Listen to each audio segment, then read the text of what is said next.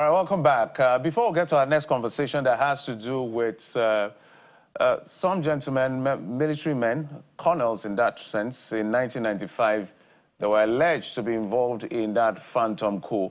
And they've written an open letter to the president saying, look, the country needs to look in our direction after about 30 years in the waiting because we're falsely accused and all the things we lost in that sense, let it be restored to us. They said they've been making these attempts for many years and it hasn't yielded any fruit. So being the president being one of the persons that was in the trenches with Nadeko as one of the vanguard of fighting for democracy and the struggle, they feel that it is time for the president, just like Abiola was recognized by President Muhammadu Buhari, they are saying that they were falsely accused in that phantom coup and their entitlements, a compensation, the recognition, in fact, an apology from the Nigerian state. We're going to have some of the collective in that set of military persons joining us in just a moment. So it's going to be an important conversation we'd like to be part of. We will allow them tell their story as briefly as possible and then what they are asking the president to do as we throw in questions. But let's bring you some trends we've been following, which was one of the things that happened yesterday, and that has to do with the president of the Federal Republic, talking to Nyesom Wike, who is going to be commissioning a lot of projects. Started, I think, 2 days ago. He's going to be doing that for, I think, about more than 2 weeks or so. And the president told him, look, the man is not a member of my party yet, but whenever he's ready to come, we'll welcome him and we'll be enjoying and dancing while the opposition will be, you know, not happy. Let's take a listen to the president. We have somebody in Nyesom Wike. He's not a member of my party. Not yet.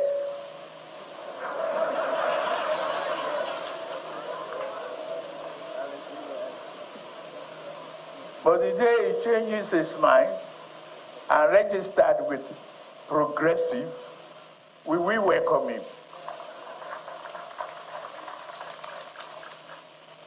Because we will enjoy him in singing as he dey pain us.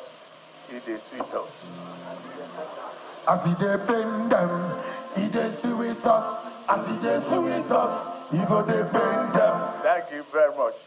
Okay, the president got the lyrics mixed up, but you get what he was saying. As he dey pain them, he go dey sweet us. That's Nyesom Wike's signature song that they sing for him whenever he's doing some of this is commissioning. But Bukola, if I ask you straight, is Nyesom Wike not a member of the APC? Am I a politician? Journalist, but Jeffrey, I am a journalist. I'm not a politician. Well, he's a member of the APC in spirit, not in body. Because, of course, he works for the president in his cabinet. He supports the president without any apology. He said the coalition will fail. The president will be re-elected because he believes in the president's capacity to deliver the country out of the conundrum and the challenges we're facing. So, and he's still, but he's a card-carrying member of the PDP.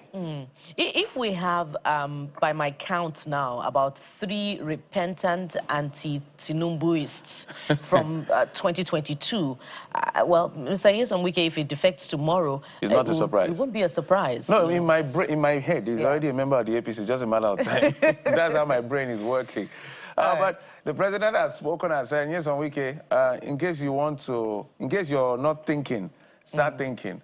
Well, I think maybe the PDP will be very happy to see him move because eventually it's okay. This man has been giving us wahala. Because if you want to fight in Nyesom Wike, you have to be ready for the long haul. He's not somebody who fights and runs away. He fights and takes it the entire haul. So if you're not ready for the combat, don't even get it started. That's the kind of person he is. So, Bukola, you have the next one.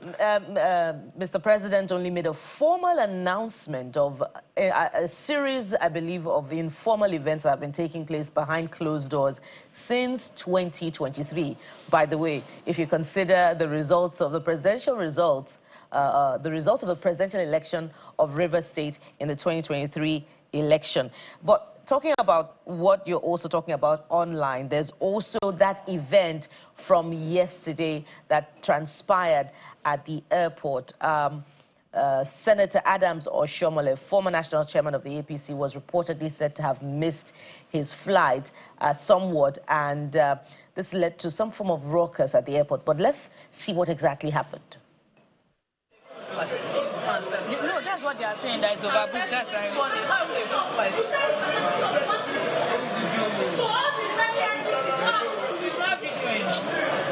How is the answer?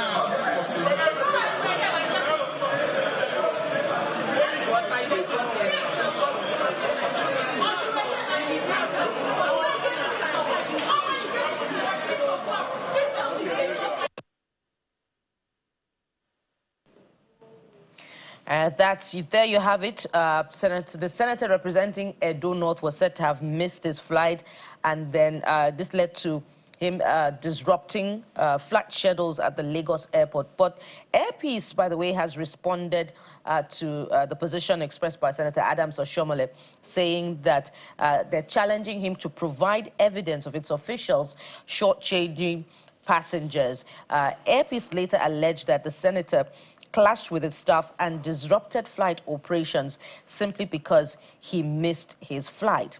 Jeffrey. Yes, Senator Shoma, this is the Air Peace position. I think this release was made before the senator's statement. But the senator has said that, he said, according to him, yesterday I arrived 40 minutes early for my 6:50 p.m. or a.m., I guess you wanted to say, flight. My luggage was already checked in, but I was told they had stopped issuing boarding passes. Meanwhile, I saw others arriving after me, allowed to board. So I don't know who is saying the truth here and who is lying. They say he came late. The senator said I came early. Okay, let's say accept without conceding. People that came after me, I still saw them boarding the flight. So why couldn't that? But he said she had to stand to his ground and say, look, this is not going to happen. So I think it's a question of all evidences. I'm sure there are CTV in that airport area. It's just to pull out the CTV. We'll know exactly when the senator arrived. So that will establish who is saying the truth as to arrival or not arrival. And then the CCTV can also establish the effect whether people are allowed to board that came after the senator's arrival.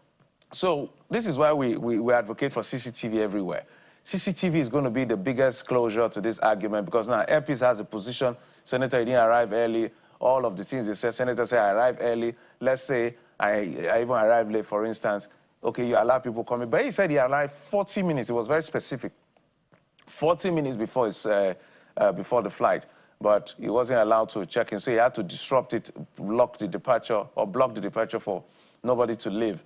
So if they pull out the CCTV, we hope the airport authority can pull out the CCTV for us to see whose position is right, and then this can be resolved. Well, there are other ways amicably of seeking redress. We must make that point as well, Jeffrey. Besides, you know, being disagreeable, blocking exits and not allowing processes to run smoothly. I think that was maybe a bit extreme. Yeah, that was extreme, and we expect more from, you know, a senator, a former governor, and a former national chairman of the party. That should be said. That point should be taken. But let's also establish that if indeed it is true that Air Peace was allowing the checking in of other passengers after the arrival of the senator, then we must also call out Air Peace for that. But Air Peace has also said in that statement released that none of its staff ever extorted any passenger.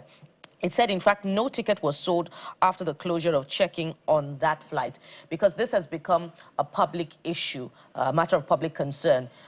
Evidence will be required from both sides to prove what was true and what was false. But, you know, this is the essence of citizen journalism, such that, you know, such incidents can be put in proper perspective, and, you know, precedent can be set such that negative occurrences should not happen again. Perhaps when we investigate, we may find out that there's enough blame to go around as far as all of the issues are concerned. But for me, I still stand on that CCTV part, the conduct of the senator, whether or not they were allowing people in, which is totally unacceptable. If Air Peace can do that, especially for someone of that stature, that standing, that would not be acceptable. But if that's not what happened, then the senator may be blamed for some of the extreme measures he took. So right now, we don't know who is saying the truth. That's why I want to backtrack a bit to wait for a final outing as to, let's say, first establish timing. As soon as we establish timing, we can now know how to cast blames in that sense, and then know who was right and who was wrong. But I think this can be resolved amicably. Because what he was saying by extension, and which I want Air Peace to respond to adequately, is to the fact that these are things that airlines do against passengers. So deliberately carrying out certain kinds of conduct to get more money from passengers. It has to be investigated. That accusation is heavy.